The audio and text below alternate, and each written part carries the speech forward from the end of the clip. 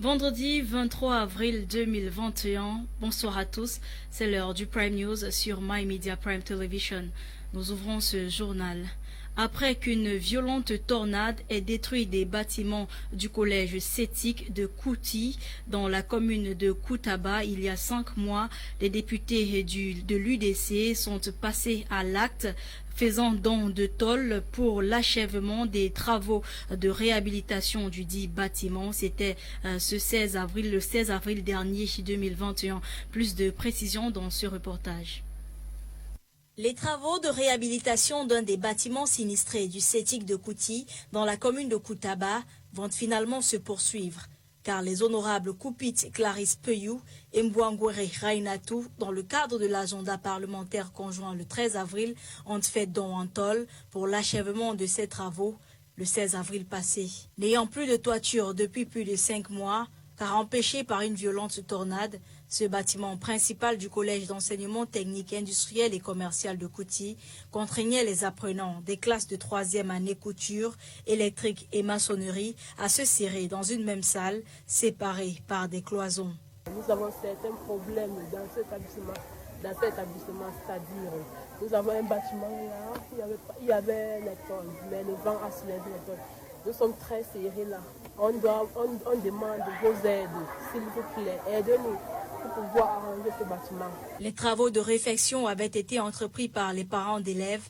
Le don de tôle de l'honorable est donc une action appréciée par la communauté éducative. Pour cette communauté éducative et les parents, leur désir de voir le Sétique érigé en lycée technique dès l'année prochaine afin de contenir la 60aine d'élèves techniciens demeure au premier plan. Allons dans le nord-ouest où les notables du village de Moukouri à Menchoum dans le nord-ouest ont présenté le nouveau chef de Moukouri à la population. C'était un événement haut en couleur au palais, comme nous le dit Charles Kebois, notre correspondant dans ce reportage.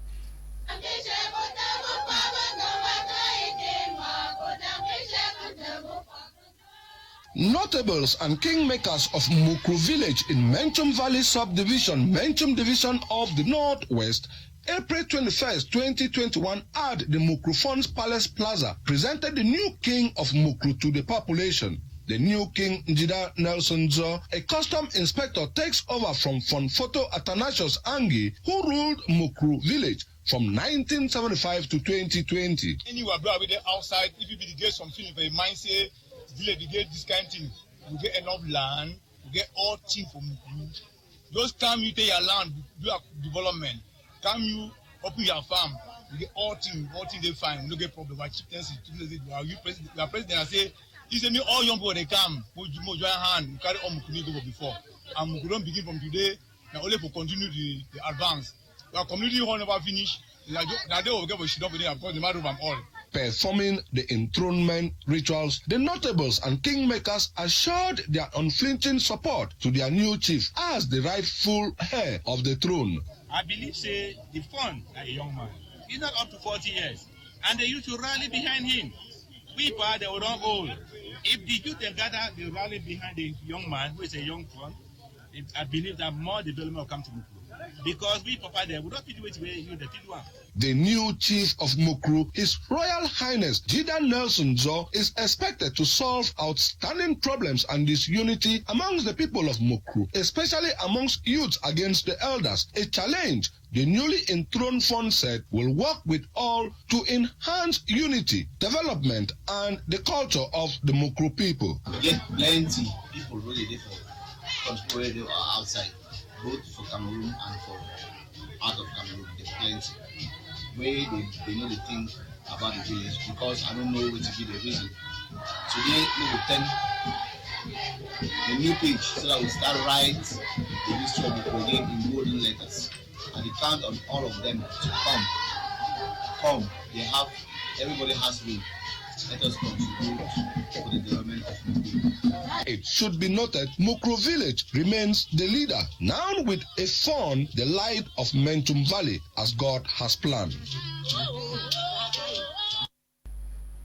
Dans le littoral, l'installation du nouveau secrétaire général à la mairie de Douala a eu lieu hier, 22 avril. La cérémonie d'installation était présidée par le maire de la ville de Douala, Roger Mbassindine. Lasha Kingsley était présent à cet événement. Son reportage. The new Secretary General of the Douala City Council has been installed. Mr. Metha Armand Charles was installed into his functions yesterday by the city mayor of Douala, Dr. Roger Mbassindine. While installing the Secretary General, the city mayor challenged him to be disciplined as well as work according to the policies defined by the mayor. À la politique définie par le maire et uniquement à celle. Troisième conseil, le secrétaire général ne définit pas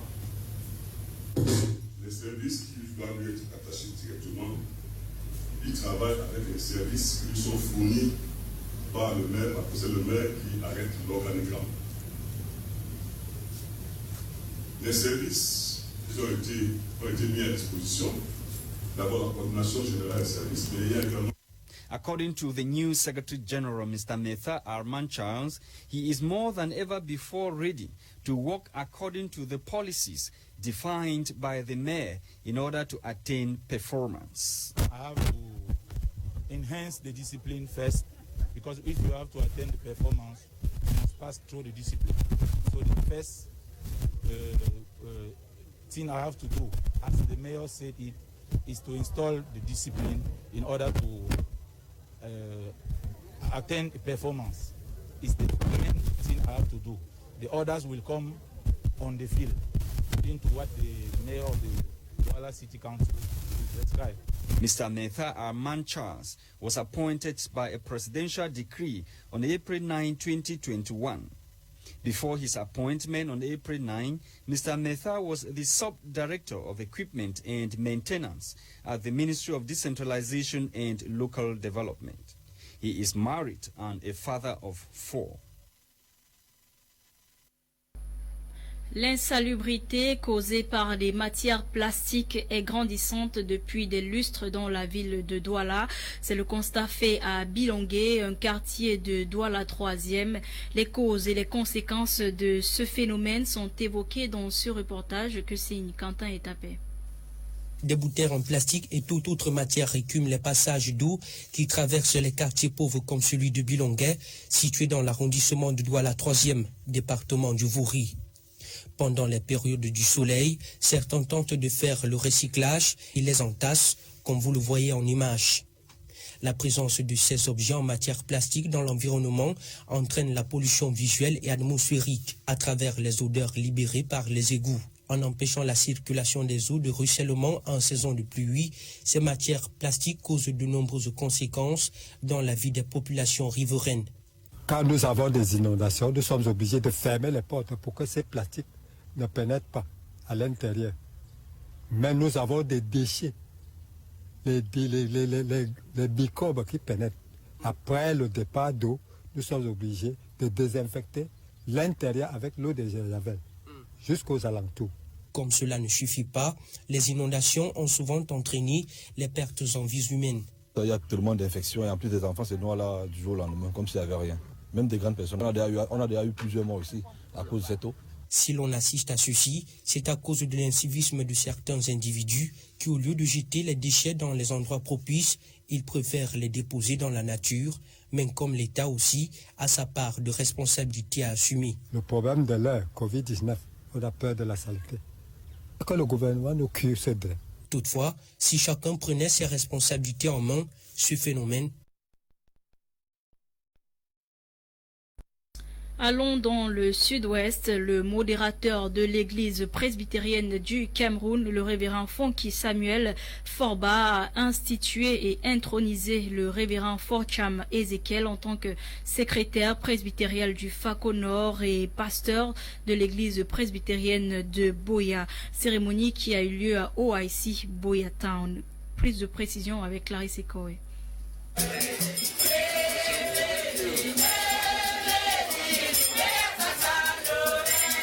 The moderator of the Presbyterian Church in Cameroon, Right Reverend Funky Samuel Foba, has instituted and inducted into office Reverend Foncham Ezekiel Fonmuna as the Presbyterian Secretary for Fako North and Parish Pastor of PC Boya Town Congregation. This was during a heavily attended ceremony that took place at PC Boya Town Congregation and attended by a college of pastors, top administrative officials of the region, regional delegates, and a cross-section of the Christian folk of the Presbyterian Church in Cameroon. During scriptural reading from the Holy Book of Jeremiah 23 verse 1 to 4, Right Reverend Funky Samuel Foba, in a sermon titled, "What Type of a Shepherd Are You?" enjoined the newly installed Presbyterian Secretary and Parish Pastor of PC Boya Town to lead God's flock into the light of the truth, while reminding him on the need to collaborate with colleagues for the betterment of the Presbyterian Church at large. And I'll give the Pastor and Presbyterian Secretary for Fako North is to ask him to seek God's face at all times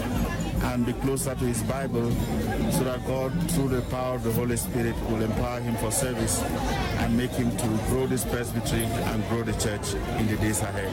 How is God ministrations through the power of the Holy Spirit in the life of the man of God who has just been inducted, and we trust that God will fall afresh on him through the power of the Holy Spirit and enable him to go forth into the world and win more souls for Christ. Furthermore, to the Christians, the moderator also urged them to collaborate with the newly installed Presbyterian Secretary for Fako North in order to enable him to better serve them, while urging them to use their rational thinking correctly in every situation in order not to allow false prophets to manipulate them. The ceremony was crowned with merrymaking as family members and friends also joined in celebrating with the newly installed Presbyterian Secretary for Fako.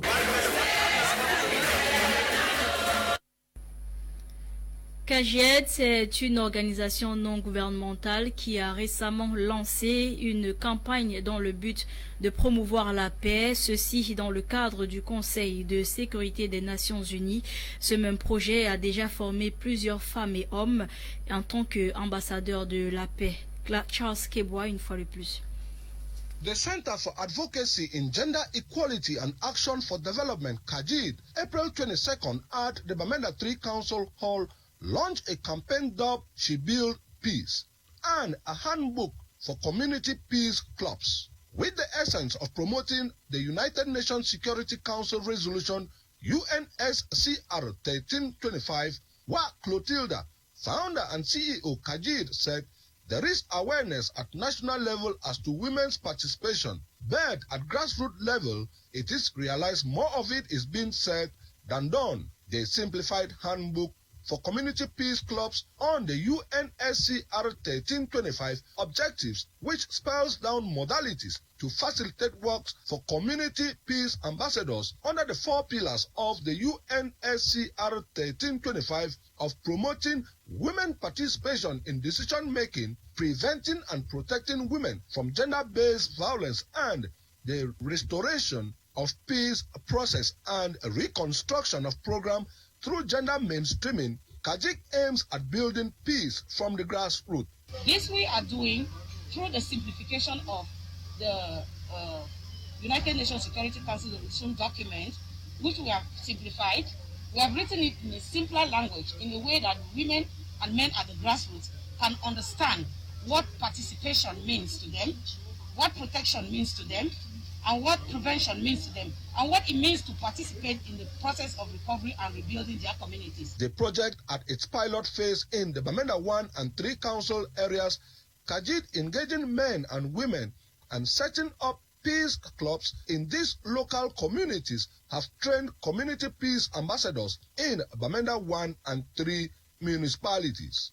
We had, first of all, had training at the level of the resolution, UN Resolution 1325, which is about involving women in peace. We were trained, and we were trained in Bafusam how to use it. So today we have been empowered with the tools handed over to us to now move into our communities and operate with self-confidence and self-esteem, because we have the knowledge. We are going to involve the women, we are going to involve men, because men, they will accompany the women and we will not work in separation. With hope the idea grows beyond the Bamenda 1 and 3 council areas, the community peace ambassadors trained were given certificates to go to their various communities and set up peace clubs. La police a finalement mis main sur le dénommé Alain Fotso, soupçonné d'avoir roué sa femme de coups, Ariane Fotso, jusqu'à ce que mort s'ensuive. C'était le 18 avril dernier. Le présumé bourreau était porté disparu juste après l'acte. Je vous propose de suivre davantage dans ce reportage de Dolingonde.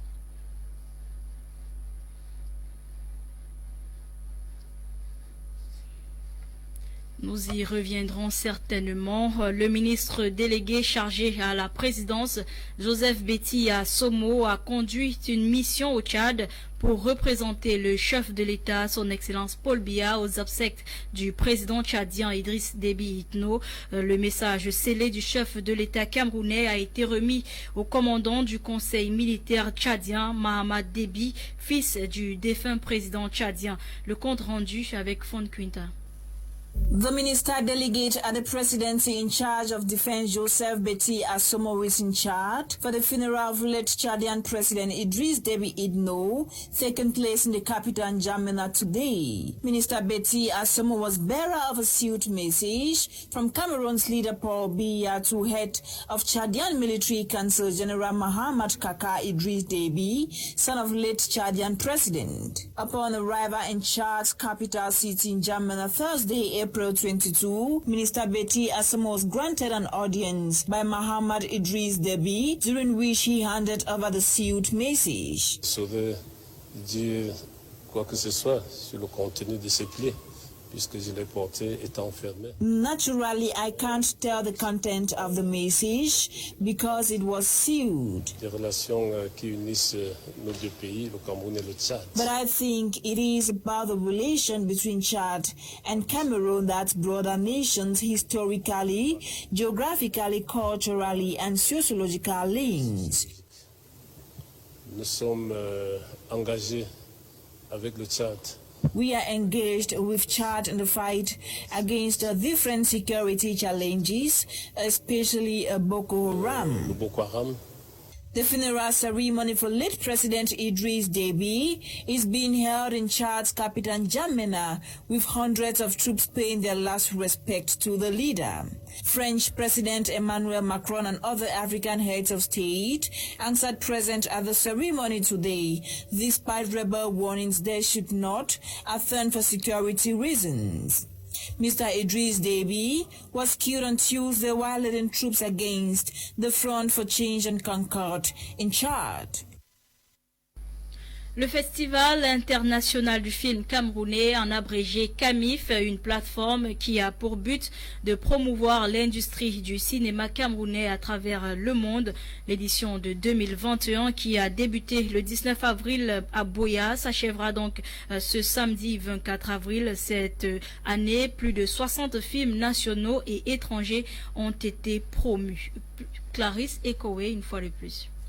One of the challenges facing the Cameroon movie industry is the lack of a platform to market local creative content to the world. In addition, collaboration with foreign countries still remain low. During this 2021 press conference organized by the Cameroon International Film Festival, CAMIF, such challenges, among others, were raised by journalists. Given the need for an organized structure that can project Cameroonian movies to the world, this year's edition of CAMIF comes with a lot of peculiarity beyond just screening Cameroonian and foreign movies. One of the organizers expatiates. We don't just project Cameroonian movies like the name is Cameroon International Film Festival, so it's not a local film festival. We have entries from other countries, and so all those other films that got into the entries are into competition for those who are going to, be awarded in the different categories. CAMIF brings in business, so it helps connect content producers to investors and also to platforms. That's why we're having a representative from Netflix. In addition, this year CAMIF also comes with a package for young talents flooding the movie industry who are receiving training from filmmakers from home and out of the country. More to what we've had in the past, this time we have local trainers, people with huge experience in the industry. That in itself has been an attraction to the youths because they know these people, all right, and they relate with them, so they want to learn from them. I'm from Douala. The reason I came here is because of my passion for acting. I've always had this passion for acting. So when I knew about the festival, the Kami Festival, and the fact that we had international actors coming from Nigeria, I decided to leave Douala to come attend the event. Actually, it's my first time attending it. And for the experience, I can say it was really wow. I learned a lot. This experience, I believe, is for my betterment and to help enhance my skills and to exploit them in the nearest future, because I'm really looking forward to one day becoming, a celebrity acting. But it's not mostly because of the fame that comes with it. It's because of the passion that I've always had for it. With barely a day to the close of the Cameroon Film Festival, it is expected that more Cameroonian movies will be marketed to the world and young talents molded. Je vous le disais tout à l'heure, la police a finalement mis main sur le dénommé Alain Fotso, soupçonné d'avoir roué son épouse Ariane Fotso de coups jusqu'à ce que mort s'ensuive. C'était le 18 avril dernier. Le présumé bourreau était porté disparu juste après l'acte. Je vous propose de suivre plus sur ce reportage de Dolingonde.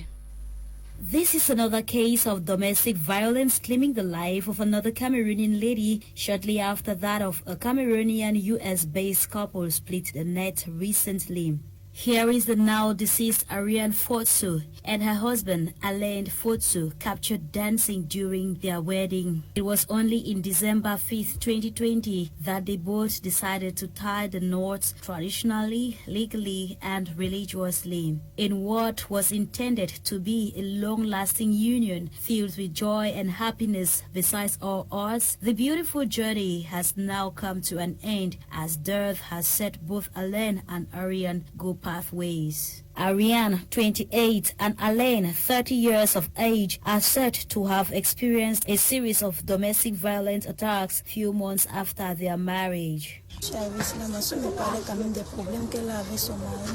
My sister always told me the problems she had with her husband.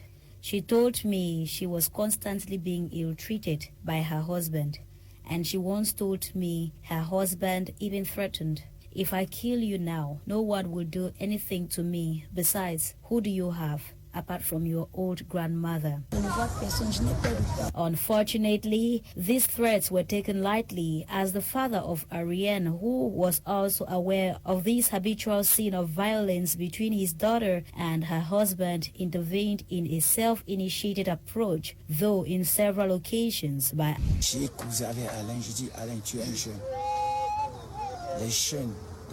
I told Alain, "You are still young, and a young couple must listen to elderly people in order for them to be able to support the challenges that come in marriage." Despite his interventions, the situation remained unchanged, as Ariane's father further revealed. After the marriage, he hit my daughter to the point where she fell and lost a lot of blood.